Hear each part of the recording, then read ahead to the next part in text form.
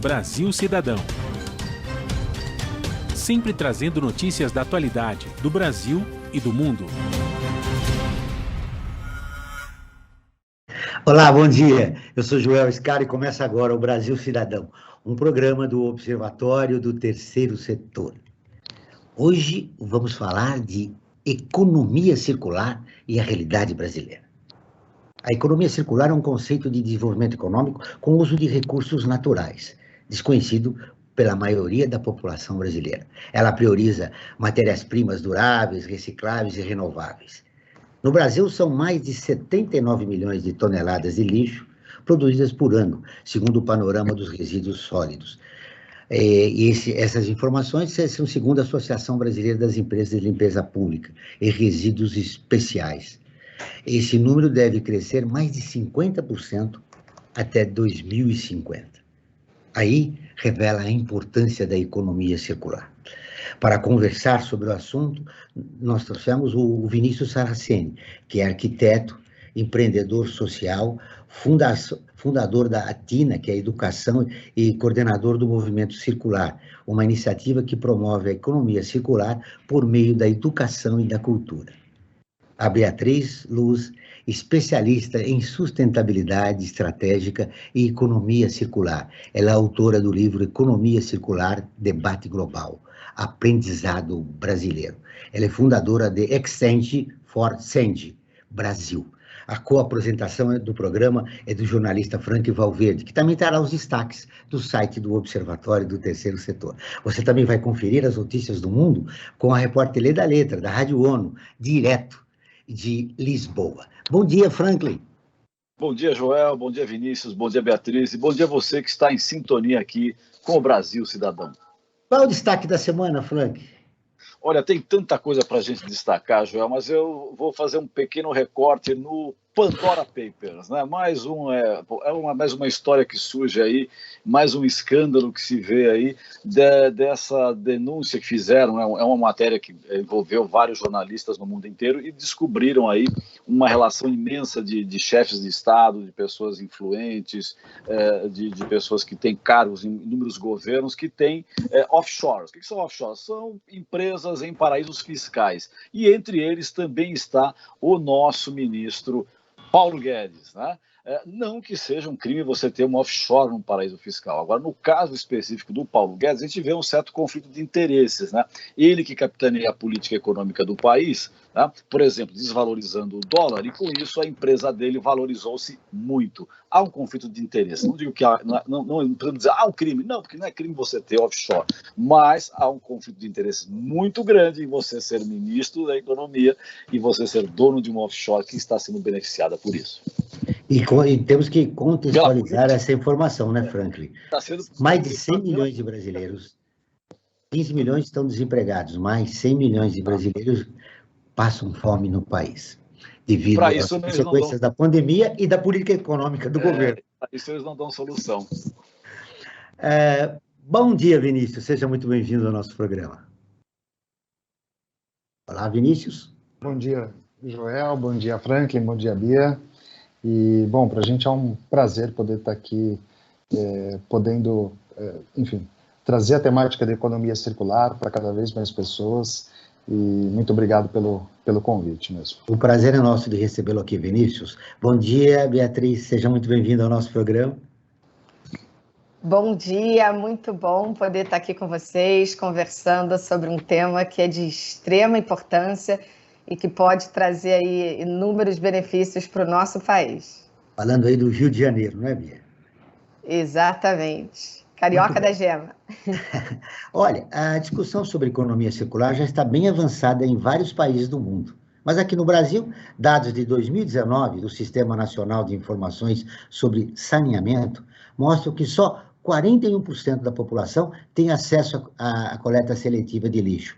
E só 2% do que é coletado no país é reciclado. Em um país tão desigual como o Brasil, como podemos falar em economia circular com a população, Vinícius?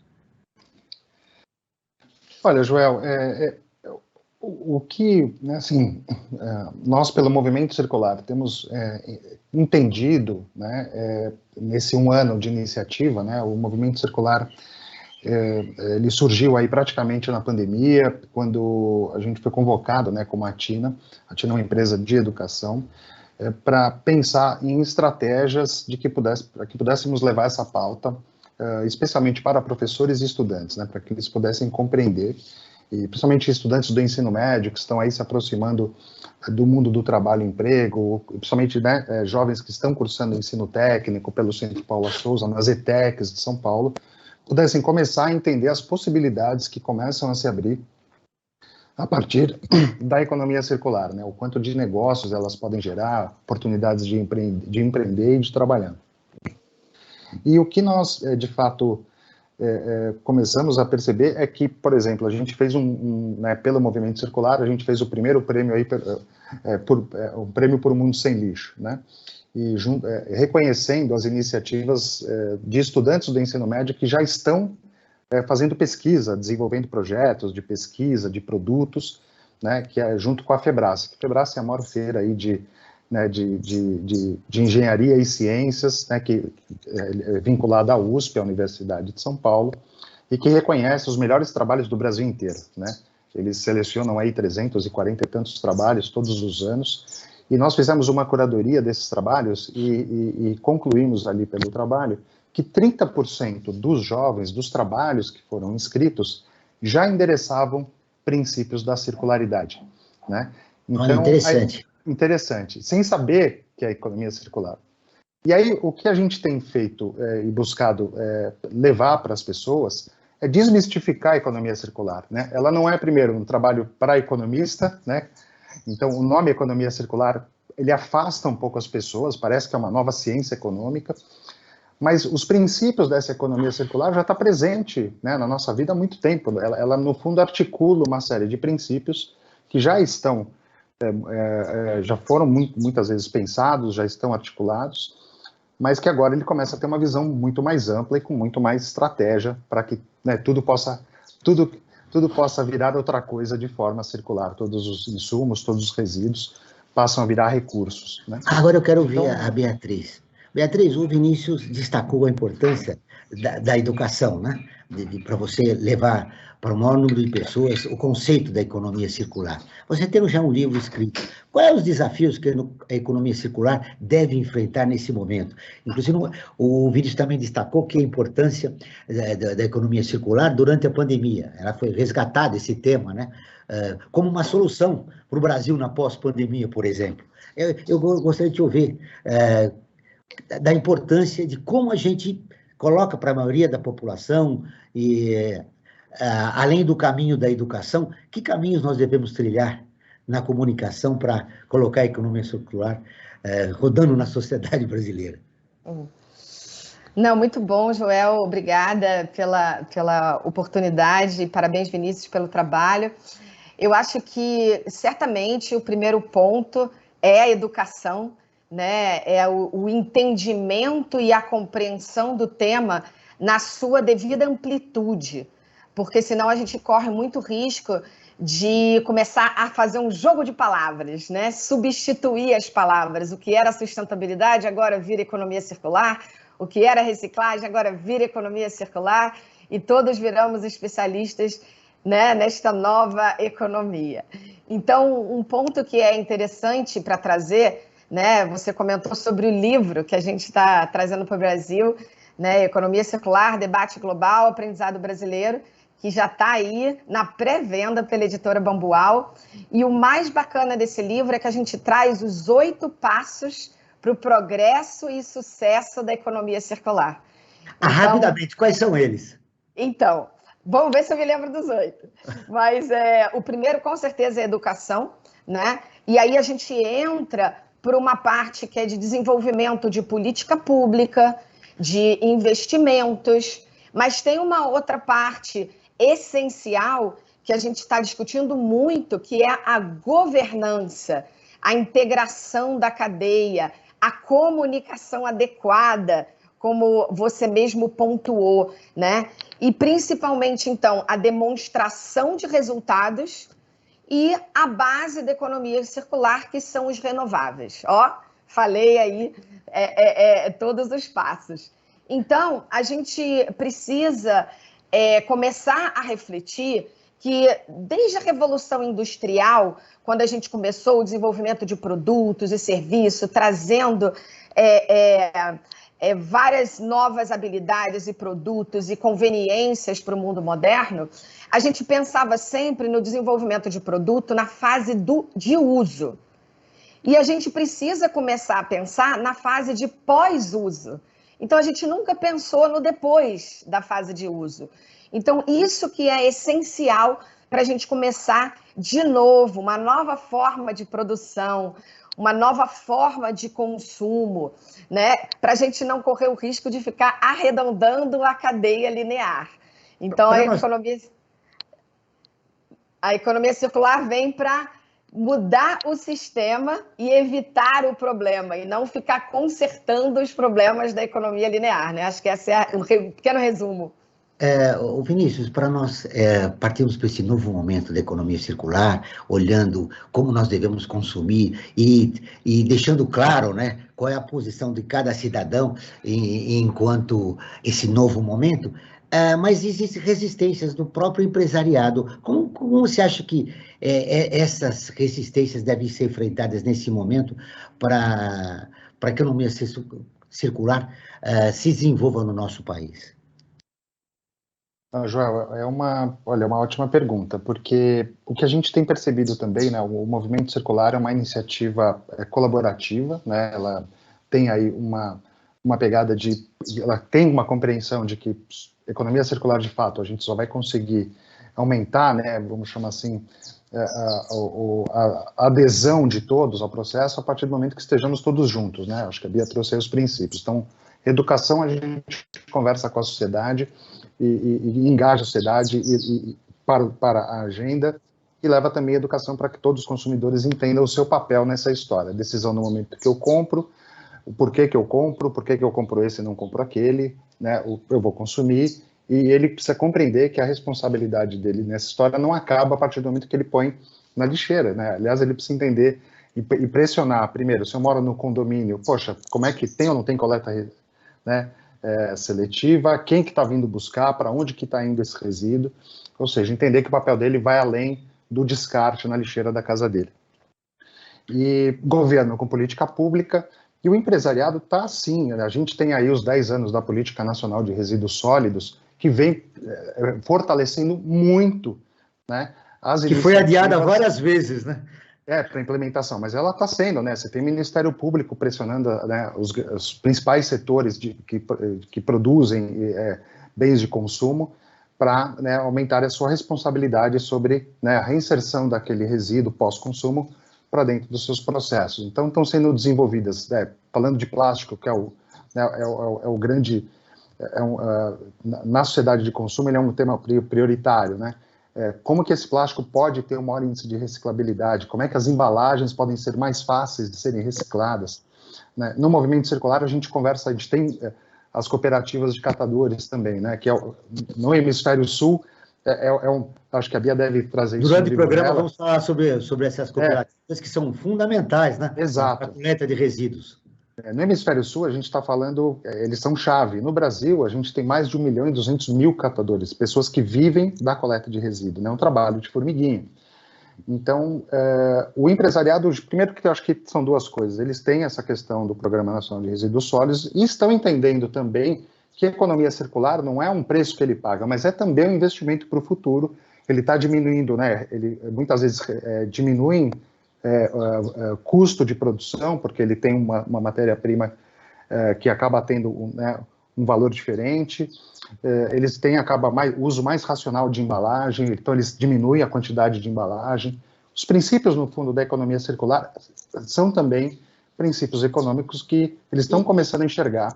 E são princípios importantes, né, no momento que o mundo vive, né? Exato, esse desequilíbrio, né, na sustentabilidade do mundo. Mas eu gostaria de continuar conversando com você, Beatriz, em relação aos desafios. Só 2% do que é coletado no país é reciclado. Como montar uma estrutura para aumentar esses dados? Joel, eu acho que você tocou num ponto que é a chave também da economia circular, que está lá inserida nos um dos 8 passos, que é o ganho de escala. Então, a gente tem que falar realmente de soluções amplas que envolvam essa questão não só de atitudes da sociedade, atitudes do empresariado, mas também questões de infraestrutura.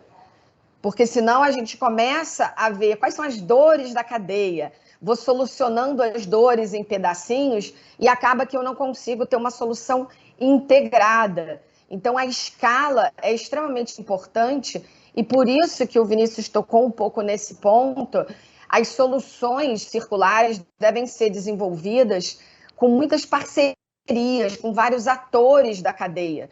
Então, essa colaboração, essa governança que a gente falou é essencial, né? A ex-ministra do Meio Ambiente da Holanda fala, inclusive, da governança circular. Então, é uma governança que é diferente da tradicional, porque no modelo tradicional, cada ator tem a sua responsabilidade. E numa governança onde você quer mudar os processos, integrar a cadeia, as responsabilidades começam a ser misturadas. Elas são distribuídas por toda a população. São distribuídas por todos os atores. Do cidadão comum até o empresário. Exatamente. Então, tem uma corresponsabilidade aí que, às vezes, a gente fica muito acostumado em trabalhar em caixinha, né? E a gente tem que trabalhar, então, de forma mais integrada. E eu acho que esse é o grande desafio e oportunidade ao mesmo tempo, né? E para vencer esse desafio é políticas públicas para conscientizar a população da importância da economia circular. Agora nós vamos ouvir a Rádio ONU, que é parceira de conteúdo do Observatório do Terceiro Setor, com a reportagem. Cerca de 930 milhões de toneladas de comida vão para o lixo, alerta a FAO. A Lê da Letra, de Lisboa, traz as informações. A FAO destaca que para muitas pessoas do planeta, o acesso à comida é dado como certo, mas 811 milhões de pessoas passam fome e um adicional de 132 milhões sofrem com as ameaças da insegurança alimentar. Apesar de tantas pessoas não terem acesso à comida, 14% da produção alimentar mundial, avaliada em 400 bilhões de dólares, são perdidos todos os anos entre a colheita e o comércio. A FAO calcula ainda que, por ano, 931 milhões de toneladas de comida vão parar no lixo. Com isso, todos os recursos que foram utilizados na produção alimentar, incluindo água, uso da terra, energia, trabalho humano e capital, acabam também sendo desperdiçados. A agência da ONU afirma ser a hora de reconhecer que o valor da comida vai muito além do seu preço de mercado. Da ONU News em Lisboa, Lê da Letra. Muito bem, nós continuamos com o Brasil Cidadão, programa do Observatório do Terceiro Setor. Hoje nós estamos falando sobre economia circular e a realidade brasileira, com o arquiteto Vinícius Saraceni e a especialista em sustentabilidade estratégica e economia circular, Beatriz Luz. Agora você, Franklin, pergunta aos nossos convidados, trazendo informações e vai falar, claro, do momento ODS.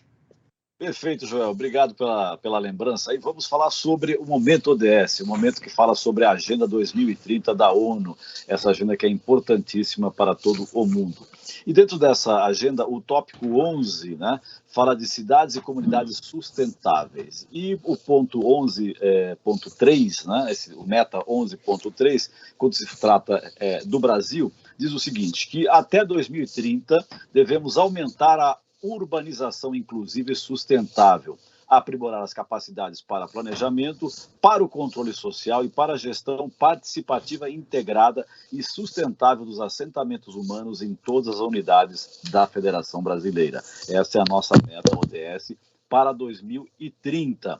E, Joel, a cada programa que nós realizamos aqui na Rádio Brasil Atual, nós produzimos uma enquete, né? Ou seja, a enquete é para sentir um pouco do termômetro em cima daquele tema que nós vamos abordar. Não tem um fundamento científico, né, mas dá para ter uma ideia de como é que as pessoas estão pensando. E a nossa enquete que nós temos para o programa de hoje teve a seguinte pergunta: Você costuma comprar de empresas que utilizam a economia circular? E olha só o resultado. 59% disseram que sim, contra 41% que disse que não costuma comprar dessas empresas que utilizam a economia circular. Eu gostaria de fazer uma questão, tanto para o Vinícius como para a Beatriz, a respeito disso, né? Como que esses 41% que não utilizam produtos dessas empresas conscientemente que utilizam a economia circular, como que eu posso saber que aquela empresa está se utilizando da economia circular para comprar dos seus produtos? Vinícius. Olha, Franklin, ótima pergunta também. Tem um dado interessante, né, que já diz que, por exemplo, 9%, né, a economia global, 9% dela já tem um grau importante de circularidade, né? Mas quando a gente chega especificamente no produto, né? Vamos lá, o consumidor está indo na gôndola e quer comprar um produto, fala, eu quero comprar produtos circulares, né? Que já tenham pelo menos um grau importante de circularidade. Você ainda não tem, né? Não tem uma certificação específica, não tem um selo, porém a gente já está percebendo isso e, né, o mascote, aí, vamos chamar assim, o movimento circular, ele tem um mascote que é o MUT, né, de mutante, ele já traz, né, na sua concepção aí a ideia, né, de que tudo pode virar outra coisa, e a gente tem buscado apoiar algumas instituições que estão pensando em como plásticas de pós-consumo, ou seja, plástico que já está voltando para o ciclo de produção. Isso é importante, né? Eu acho que assim como alumínio, papel, vidro, né? Que são materiais super já recicláveis e já tem uma cultura de reciclabilidade maior, o plástico aí está correndo atrás tecnologicamente para poder também ser um material com alto índice de reciclabilidade e de ser reciclado. Então a gente tem buscado apoiar para que as pessoas, né, colocar um QR Code nas embalagens, para que elas comecem a entender o caminho daquela embalagem. Olha, ela nasceu aqui, ela foi extraída, você está consumindo, agora com o descarte correto ela vai passar por uma cooperativa, ela vai ser separada e depois ela volta para o ciclo de produção. Então, assim, essa resposta ainda não está construída, ou seja, eu quero comprar um produto circular. Essa resposta, em muitos aspectos, principalmente consumo, gôndola, supermercado, você ainda não tem, né? Mas tem alguém estudando para poder, digamos, solucionar essa questão, que é importantíssima? Acho que isso incentivaria demais a economia circular, né? Concordo plenamente. Eu acho que o movimento circular tem um pouco essa missão, né? Tanto que as pessoas, primeiro, conhecer o que é a economia circular. Então, eu acho que a gente vem no movimento circular, né? Nesse um ano, a gente conseguiu já conversar com 500 mil pessoas, né? Através de ações digitais, ações educacionais, projetos, youtubers que estão falando sobre o tema, em mais de 30 iniciativas, workshops, lives, etc., né, no Brasil, Colômbia, México, Argentina. Então, assim, é um esforço, primeiro, para a sociedade compreender, segundo, para ela entender qual é a vantagem e por que eu tenho que, por que ir atrás, por exemplo, de produtos e empresas que estão adotando os princípios da circularidade. Então, no fundo, eu acho que a Bia colocou como princípio 1 do livro que ela está lançando, né, a educação. A sociedade precisa se conscientizar, entender o benefício e passar a pressionar. Se amanhã começa, de fato, eles entenderem a importância da economia circular, tudo passa, essa pressão automaticamente faz com que as empresas se mobilizem para que também corram atrás. Ou seja, o consumidor o consumidor tende a ser o grande vetor, né, de promoção da circularidade, além de governo com políticas públicas e pressões setoriais, né? Então, a gente está aproveitando, inclusive, para ajudar nisso. O Movimento Circular está lançando a Circular Academy, né, que é uma academia aberta, livre, gratuita. Aliás, já vai ficar o convite para todos aqui conhecerem. É Academy, né, academy.movimentocircular.io. Tem lá, todo mundo pode, nesse momento, entrar lá, se inscrever e fazer um curso online aberto, gratuito, para entender os princípios da circularidade em diversas dimensões, e a partir daí também poder ser um mensageiro dessa causa e passar a ser também um agente potencial dessa transformação tão necessária para o planeta. Bia, qual é a sua visão sobre a pergunta do Franklin? Olha, eu acho que todo mundo quer ter uma varinha de condão para dizer, isso aqui é a mágica da economia circular, isso aqui é circular, isso não é. Desculpe lhes informar, mas como o Vinícius falou, não tem uma certificação. Eu acho que a gente ainda tem dificuldade de saber o que é um produto sustentável, o que não é. Então, Total. ainda mais circular. Então, vamos ter calma. E o que eu diria são várias partes e vários atores. Se a gente correr para querer botar selo em tudo, a gente vai acabar falando só de partes. Então, a gente está fazendo um trabalho também desde o início de 2020, que é o Hub de Economia Circular, justamente para criar essas soluções verdadeiramente circulares, porque a gente precisa de todos os atores.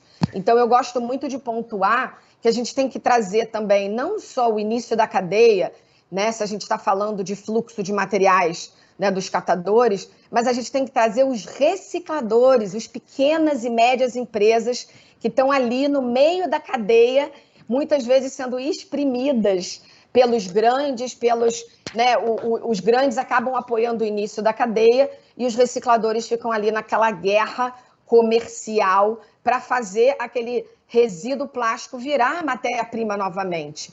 Então, eu acho que a gente tem que tomar muito cuidado também com essas inúmeras certificações e selos, porque devido à ansiedade de ter uma informação rápida, a gente pode estar quebrando a mensagem, né? E trazendo uma mensagem pela metade. Então, a gente tem que ter um olhar amplo. Eu acho que a economia circular fala de um novo mindset, né? De uma nova atitude. Temos que rever valores, rever os relacionamentos. E no livro a gente teve o cuidado de escolher cases brasileiros para a gente poder chamar de circulares. Então, a gente fala de escala, a gente fala de longo prazo, a gente fala de investimento. Então, a gente tem que tomar muito cuidado para a gente não ficar chamando agora tudo de circular. Eu acho que essa é a mensagem. Porque, na verdade, a sua preocupação é que nós estamos assistindo uma mudança de conceito. E ela não se dá rapidamente, né? Exato. Uma mudança uma defasagem cultural numa sociedade tão complexa como a brasileira demora algum tempo. É isso, né, Bia? Agora, olha, Bia, veja, nós vamos retomar aquele assunto dos catadores. Os catadores de recicláveis são responsáveis por quase 90% da reciclagem no país, segundo uma estimativa do Movimento Nacional dos Catadores de Recicláveis.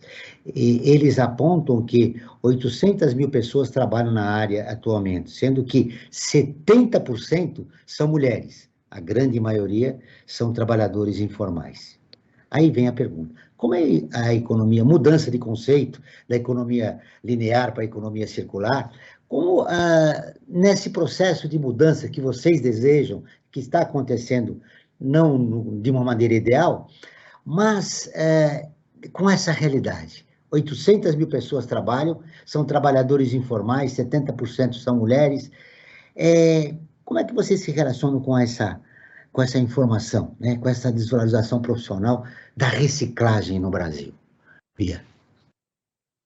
Eu acho que você falou tudo, é uma questão de valor.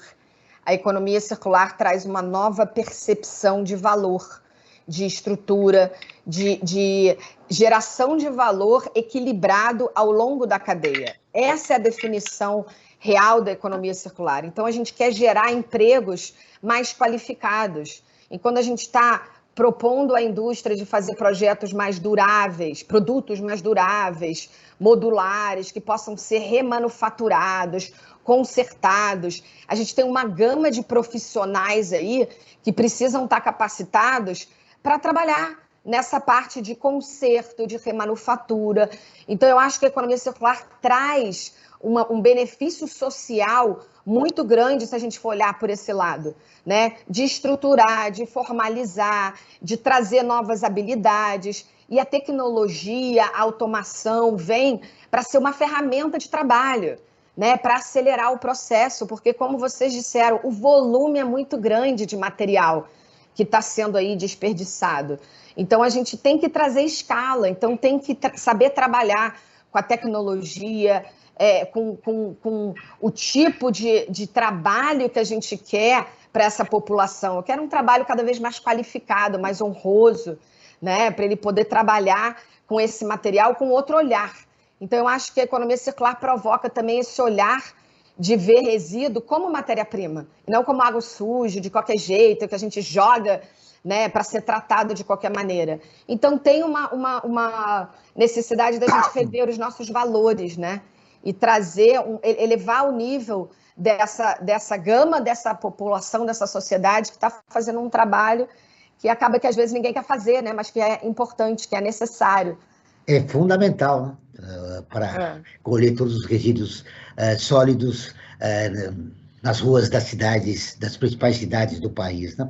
Vinícius, como é que a economia circular se relaciona com essa desvalorização dos profissionais? E mais, como ela pode oferecer alternativas para um grupo para 800 mil pessoas que trabalham numa área que são trabalhadores informais?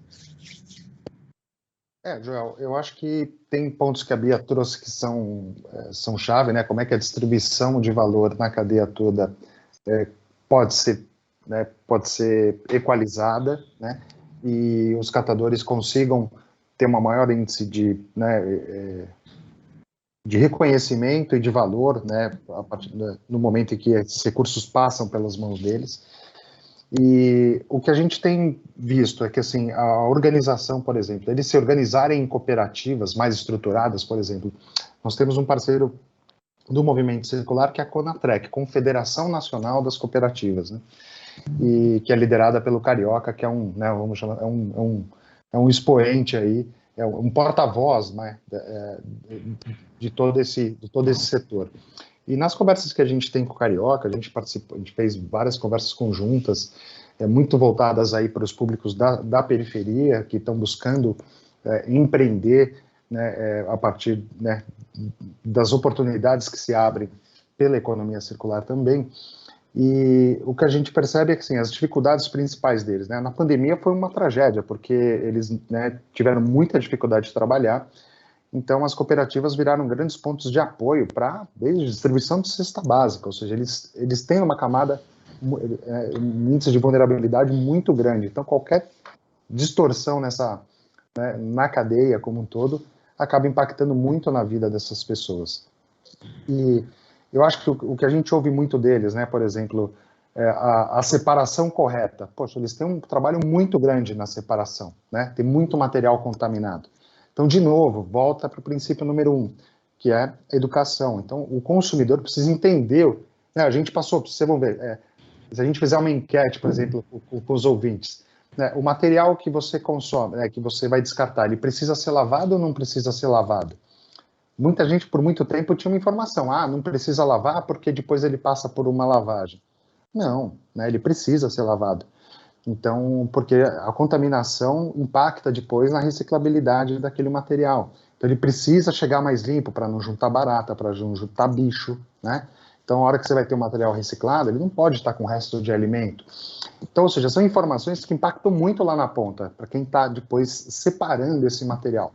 A indústria, por exemplo, garrafa PET. Hoje, garrafa PET tem diversas cores. Você tem rosa, azul, amarelo, laranja. Não dá para reciclar cores diferentes. Você tem que separar a garrafa amarela, azul, a vermelha, a laranja. E é um baita de um trabalho, né? Então está tendo até discussões entre os produtores para começar a falar o seguinte: olha, garrafa azul é para esse tipo de produto. Garrafa amarela é para aquele tipo de produto. Garrafa transparente é para esse tipo de produto. Então, ou seja, existe uma série de novo, como a Bia falou, não tem uma solução única, mas se a gente for parar para pensar, tem. Melhorar, padronizar mais materiais de embalagem, ou seja, não parar com essa história de ter 1000 cores, isso é um ponto. Né? Quem for consumir na hora de descartar, precisa já ajudar, separar o máximo possível, né? Não deixar contaminado. Quem for recolher depois também já precisa ter uma estratégia para chegar, né, de forma organizada nas cooperativas. Ou seja, tem um trabalho grande para que não estoure a corda no ponto mais fraco, como sempre, que é o catador.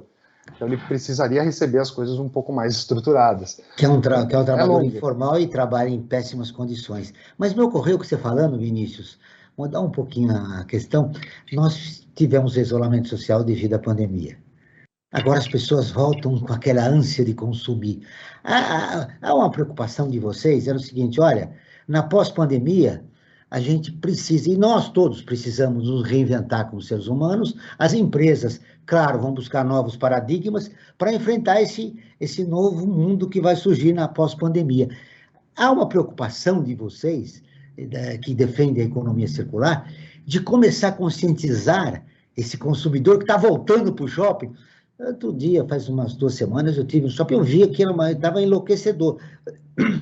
E até explicado, porque as pessoas ficaram isoladas e agora elas estão vacinadas e estão voltando para o consumo. Há essa preocupação de apresentar, né, a economia circular como uma perspectiva de um novo mundo no pós-pandemia? Para mim? Para Bia? Qualquer um dos dois. Beatriz, você, pois é. Bia. Vamos lá. Joel, eu acho que é exatamente esse o ponto. A gente fala que a economia circular, ela vai além daquela percepção de produzir mais com menos, de ser mais eficiente, vamos otimizar, né? Deixe de consumir. Não, o que a gente está falando é produzir e consumir de maneira diferente. Porque as empresas vão continuar produzindo, a gente vai continuar consumindo, mas os modelos de negócio da economia circular, elas trazem uma oportunidade de você ter uma experiência de consumo, onde a consequência daquele consumo não é a degradação, é a regeneração, é um produto mais durável. Esse produto mais durável, eu posso usar 1, 2, 3 vezes e passar, né, numa economia compartilhada para alguém poder utilizar. Mas também se a gente avançar muito rapidamente e já disser, né, economia compartilhada, brechó, isso tudo é economia circular. Mas se o produto não for pensado lá atrás para ele ser durável, como é que ele vai ser compartilhado? Né? E se eu estou trazendo um brechó que tem roupas mais baratas e o consumidor não está consciente, ele vai acabar comprando mais, porque está mais barato. Então, por isso que eu digo que a gente tem que ampliar a dimensão da circularidade.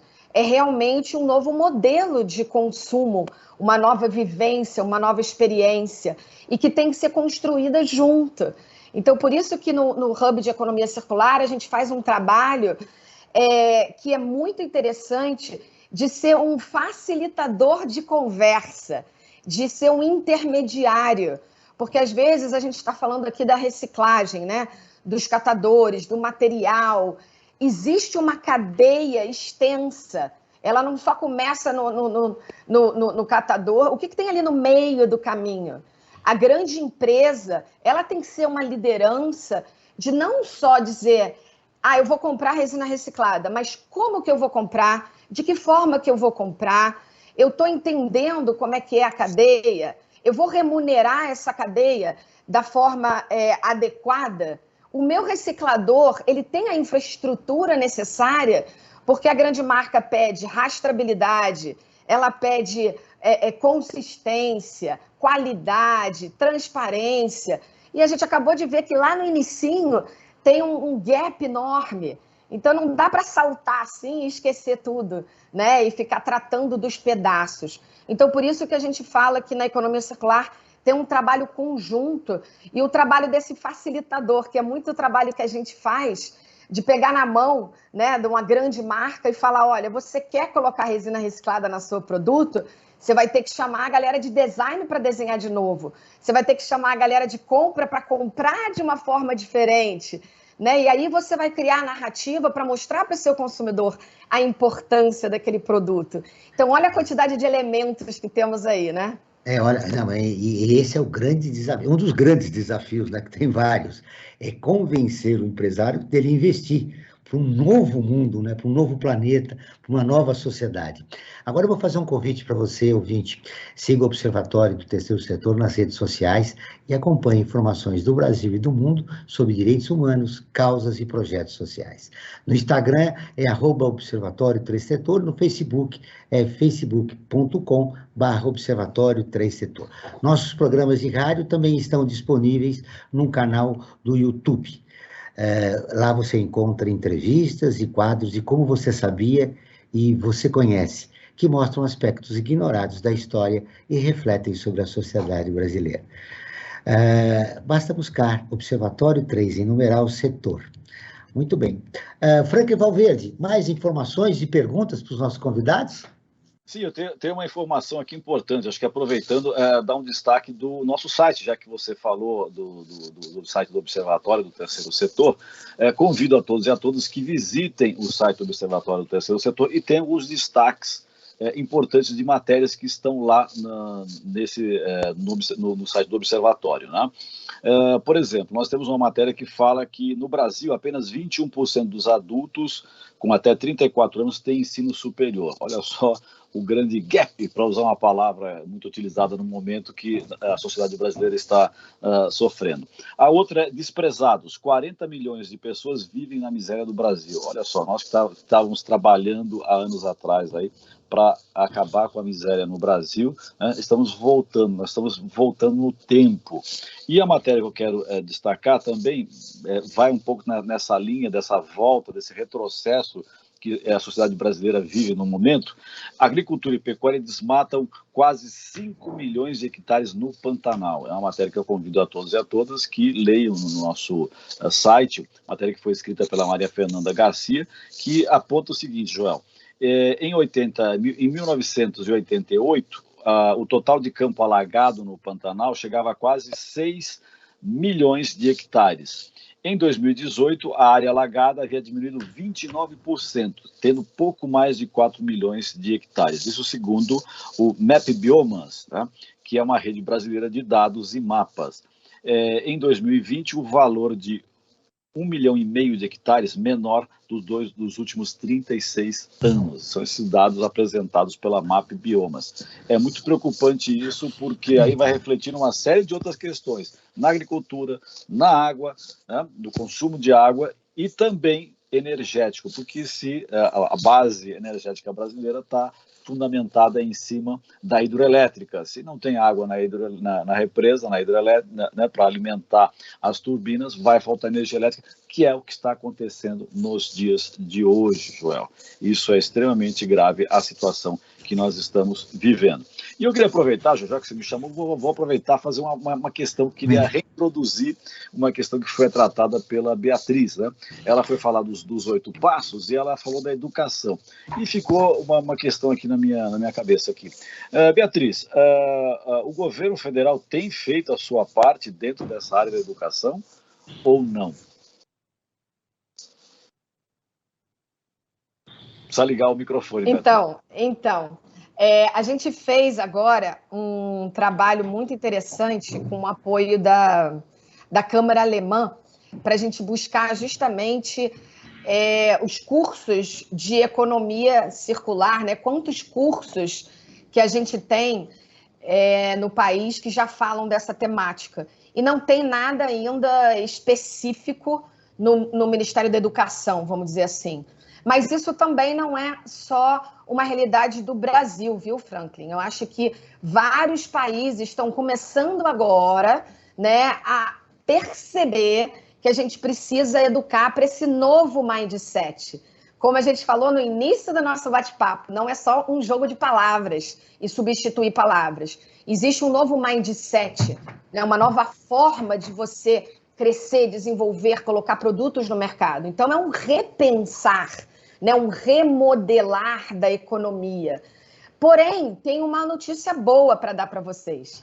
O Ministério da Ciência e Tecnologia e da Informação acabou agora um estudo de roadmap de economia circular, que foi feito com o apoio da Unido nos últimos 2 anos e foi apresentado os resultados, acho que uns 2 meses atrás, falando da necessidade justamente da gente criar uma visão comum de economia circular para o país, de integrar vários atores da cadeia.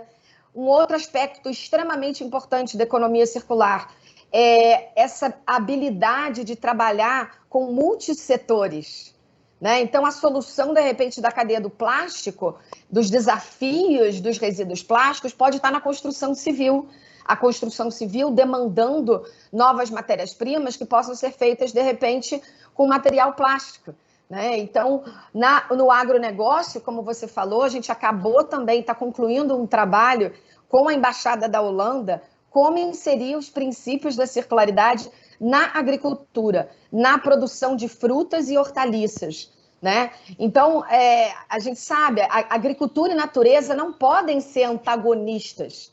Se elas ambas têm valor para todos, a gente precisa estar disposto a encontrar esse novo equilíbrio. Então, o caroço da manga que fica largado no campo porque aquela manga não está com a condição de ser vendida, ela pode ser processada e virar um princípio ativo para um cosmético, né? O problema, Beatriz, é que boa parte do agronegócio ainda não entende isso, né?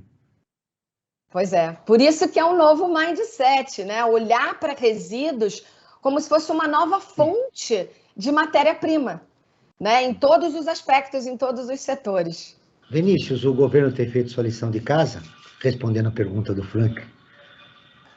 Eu acho que o que a gente tem, eu falo que a gente tem que hackear o sistema, né, um pouco, assim, na melhor acepção da palavra, porque até chegar a isso, por exemplo, a gente, como pauta do movimento circular, a gente tem a educação aí como vetor principal. E o que a gente tem feito é apoiado professores, a gente desenvolveu uma série de planos de aula e atividades práticas, sequências didáticas, para professores de educação aí do ensino fundamental, do ensino médio, que queira tratar do tema, com estruturas enfim, gratuitas, abertas, estão todas no site do Movimento Circular, tem lá um botãozinho para ensinar, e quando o professor tem acesso a esse material, ele vai ver certinho como é que essa atividade está conectada com a Base Nacional Comum Curricular, que é o currículo brasileiro, né?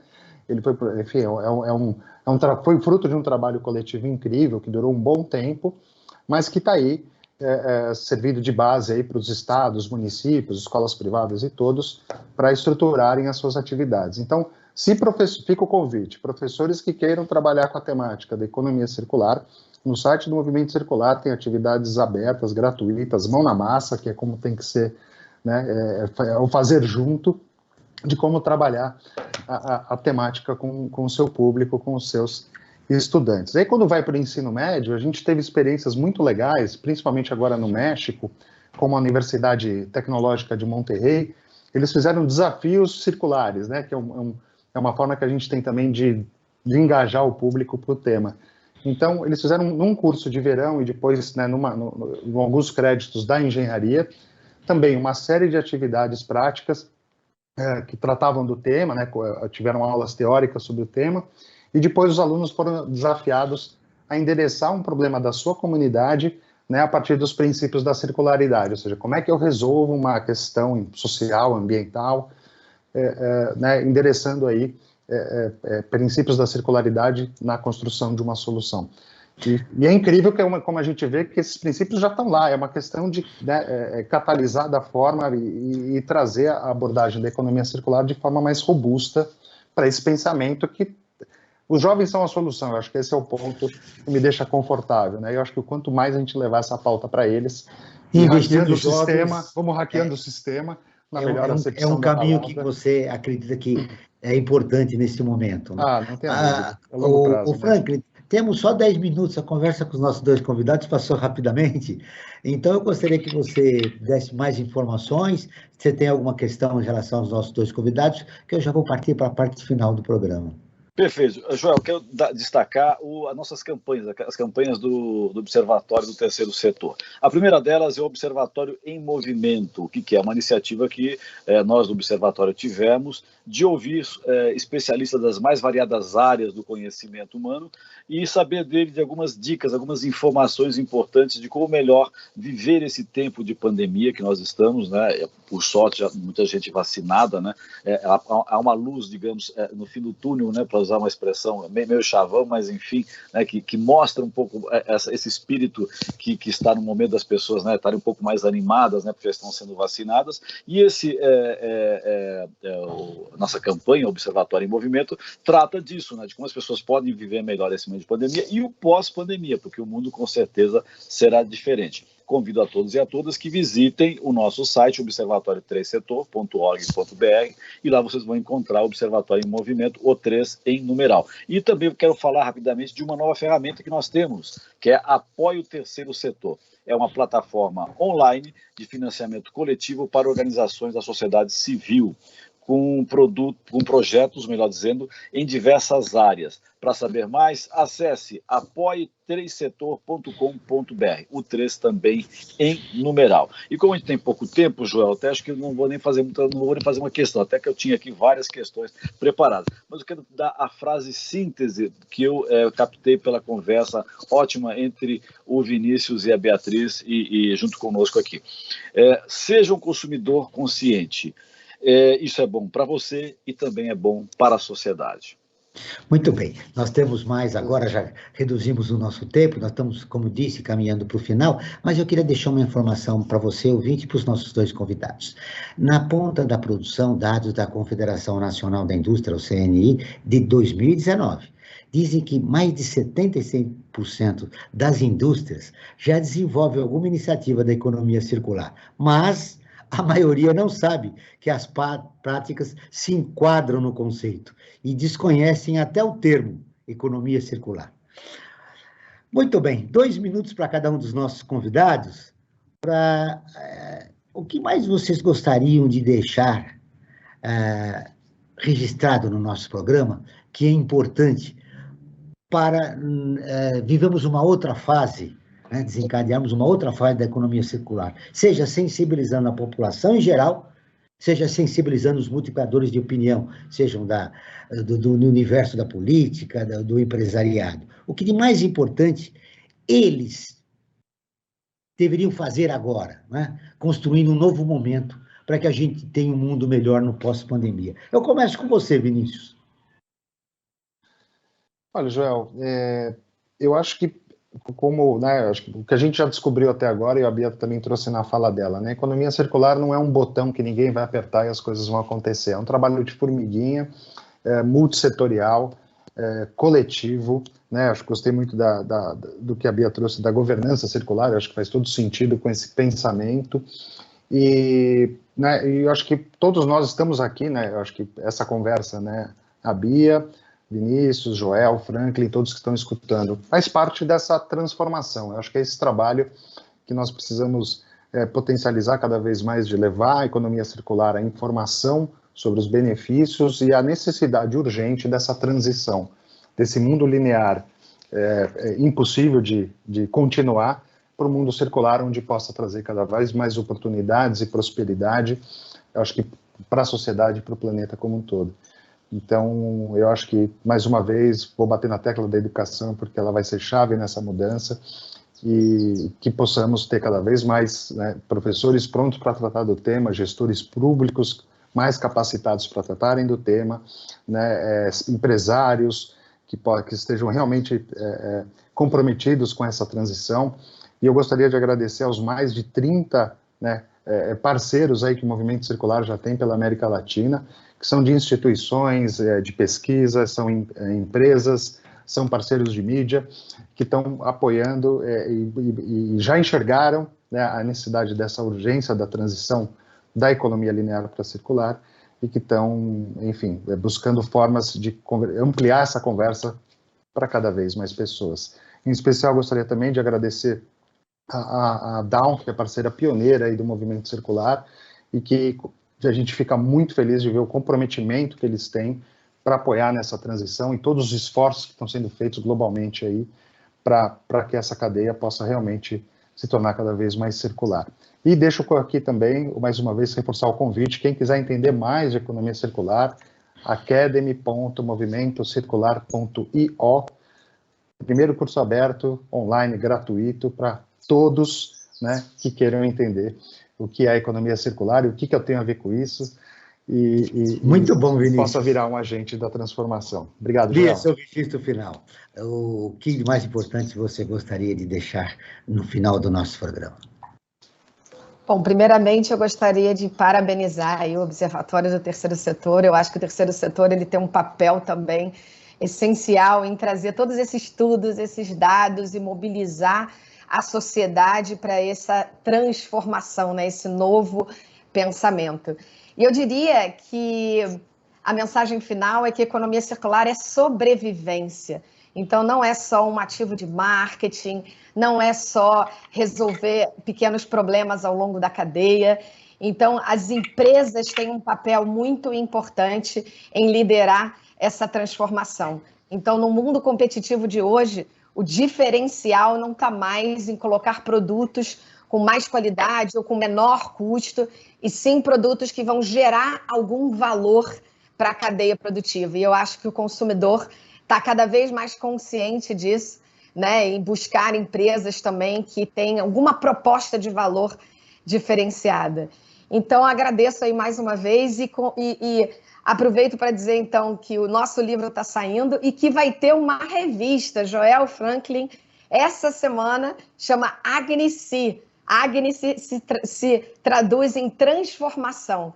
Então, a gente está no momento realmente de transformação e essa revista vai trazer muito conteúdo aí de economia circular para o mercado brasileiro, para inspirar muitos nesse processo. Da sociedade à indústria, ao governo, que sim tem um papel muito importante em criar uma visão, né, e criar uma regra nova para todo mundo seguir um caminho comum. Terminamos com a frase da Beatriz Luz. A economia circular é sobrevivência e é um novo modelo que pode provocar uma transformação profunda na sociedade brasileira. O Brasil Cidadão está terminando. Eu agradeço a presença de Vinícius Sarraceni, que ele é arquiteto, empreendedor social e fundador da Atna. Da Beatriz Luz, especialista em sustentabilidade estratégica e economia circular, autora do livro Economia Circular, Debate Global, Aprendizado Brasileiro. Esse programa foi produzido pela equipe do Observatório do Terceiro Setor. Na próxima quinta-feira, às 9 horas, acontece o nosso programa Brasil ODS. Na pauta do programa, energia limpa e acessível. Não perca. E ficamos por aqui, sempre na luta por uma sociedade mais justa, solidária, sustentável e tolerante. Até o próximo programa. Ficamos por aqui com Brasil Cidadão, um programa do Observatório do Terceiro Setor, sempre trazendo notícias da atualidade, do Brasil e do mundo.